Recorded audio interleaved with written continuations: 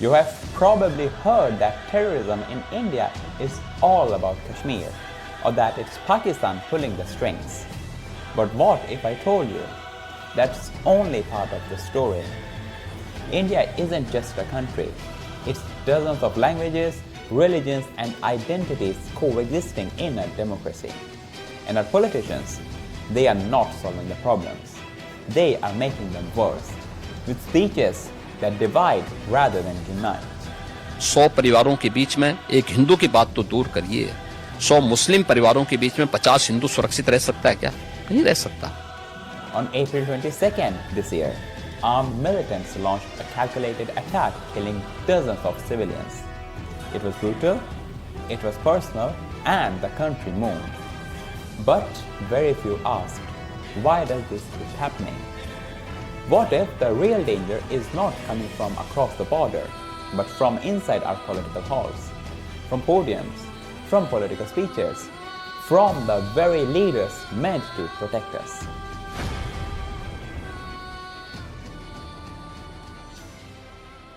Terrorism is as old as human civilization and as new as this morning's headline.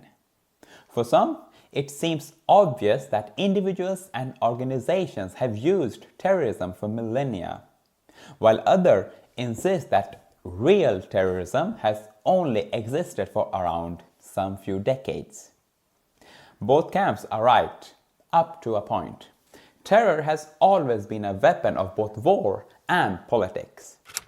Some of the first groups considered as terrorists were the Jewish Sicarii and Zealots in the first AD. They fought against Roman occupation in modern-day Israel and Palestine, using violence and assassination to instill fear and push for political change. However, the term terrorism was first used during the French Revolution in the late 18th century, especially in connection with the Jacobins' reign of terror, when the state used systematic violence to defend against the revolution and its enemies. In this early sense, terrorism was state-driven and aimed at maintaining order through fear. In the 19th century, terrorism became associated with small opposition groups, often revolutionaries who used violence against political leaders to bring about change. Examples include the assassination of Tsar Alexander II in 1881 and Archduke Franz Ferdinand of Austria-Hungary in 1914, sparking the First World War. In the 20th century, terrorism became a tool for both left and right-wing extremists, national movements, and religious sects. During the 70s and 80s, tactics like airplane hijackings, bombings, and kidnappings became more common. After the fall of Soviet Union and the end of Cold War, religiously motivated terrorism became increasingly prominent, especially through groups like Al-Qaeda. The 9/11 attacks in the States changed the demographics completely and marked a new era of global war on terror. Today's terrorism is characterized by both organized networks and so-called lone wolf attackers. Terrorism in India is quite interesting compared to other countries because India faces a wide range of terror groups. The primary cause is that India is one of the world's most diverse countries, home to Hindus, Muslims, Sikhs, Christians, and among many more, all trying to coexist under a so-called secular democracy. Terrorism found in India includes Islamist terrorism, ultranationalist terrorism, and left-wing terrorism. Hence, India is one of the countries most impacted by terrorism. Alone, there are over 70 active terrorist or insurgent groups according to the South Asia Terrorism Portal in India. Groups like Jaish-e-Mohammed and Lashkar-e-Taiba are notably known for their attacks at the Indian Parliament in 2001, Mumbai bomb blasts, and 26/11 attacks, also in Mumbai, but also for attacks towards the armed forces such as Uri and Pulwama in 2016, respective 2019. Although the latest terror attacks was conducted by the Resistance Front, it is still an offshoot of Lashkar-e-Taiba. In 2025, India ranked 14th on the Global Terrorism Index as India continues to face several terror attacks from different groups. In the past year, India has faced more than 200 incidents, resulting in more than 100 people losing their lives and 150 plus injured. Burkina Faso tops the list with more than 1,500 casualties, and India's neighbor, Pakistan, sits in second place with over 1,000 deaths. Fear doesn't spread itself, people do. In today's India, political campaigns aren't just about roads, schools, or healthcare. They are about identity, about us versus them, about who belongs and who doesn't. No matter the candidate, anti-Muslim rhetoric has become a mainstream tool for gaining votes, often referring to India's 200 million Muslims. पहले जब उनकी सरकार थी उन्होंने कहा था कि देश की संपत्ति पर पहला अधिकार मुसलमानों का है। इसका मतलब ये संपत्ति इकट्ठी करके किसको बांटेंगे? जिनके ज्यादा बच्चे हैं उनको बांटेंगे। घुसपैठियों को बांटेंगे। क्या आपकी मेहनत की कमाई का पैसा घुसपैठियों को दिया जाएगा? आपको मंजूर है ये? Love jihad is an example of it. It's a conspiracy theory which means that men of Muslim population seek to forcibly convert Hindu women and marry them to increase the Muslim population in India. Sounds bizarre, right? Since 2020, the India far right has pushed several laws in states allegedly meant to prevent forced conversions, aimed specially at Muslims. Recently, BJP's MP Vijay Shah made a controversial statement about Colonel Sofia Qureshi, who addressed media briefings on Operation Sindoor. He said, the Prime Minister sent the sisters of their community to strip them and teach them a lesson.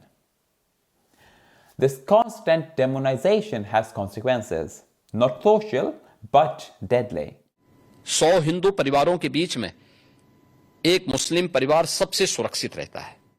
धार्मिक मान्यताओं या उपासना विधि को पूरी स्वतंत्रता होती है, लेकिन मैं कहता हूं 100 परिवारों के बीच में एक हिंदू की बात तो दूर करिए, 100 मुस्लिम परिवारों के बीच में 50 हिंदू सुरक्षित रह सकता है क्या?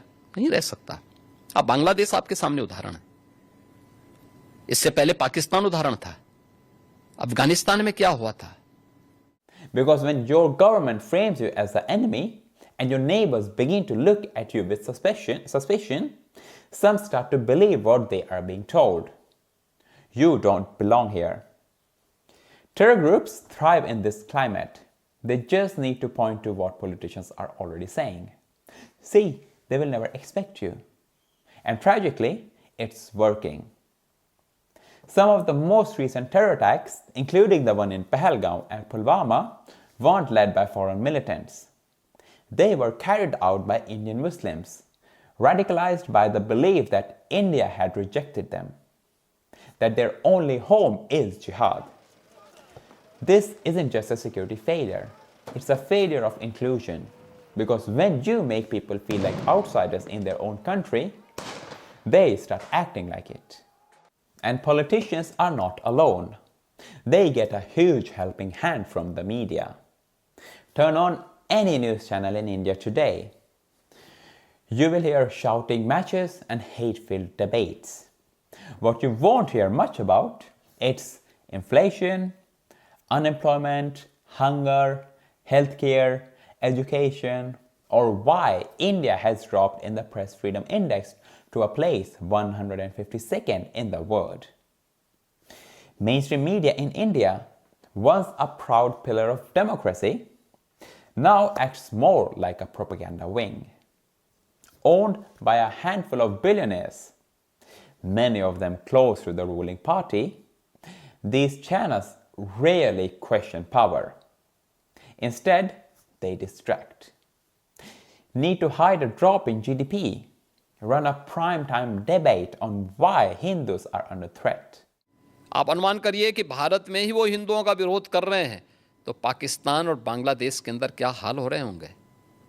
उनके हालात क्या होंगे? इनकी मानसिकता का अंदाजा इसी से लगाया जा सकता है कि हिंदुओं के प्रति इनके दुराग्रह कितने खतरनाक हैं और कितने छोटे स्तर के हैं। Need to bury a hunger report.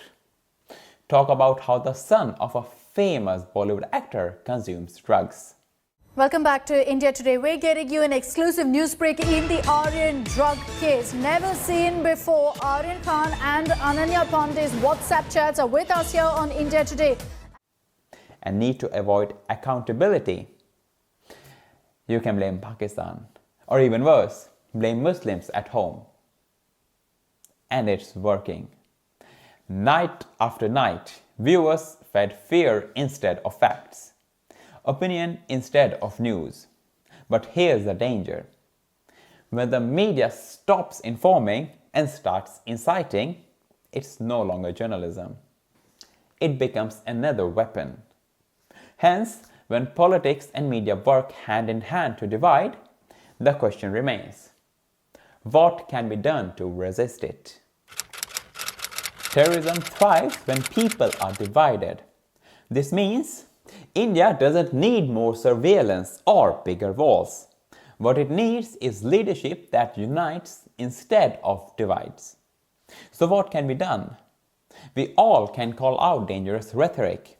So when politicians use hate or divide us based on our religion or something else, we should treat it with the same seriousness as any other incitement to violence.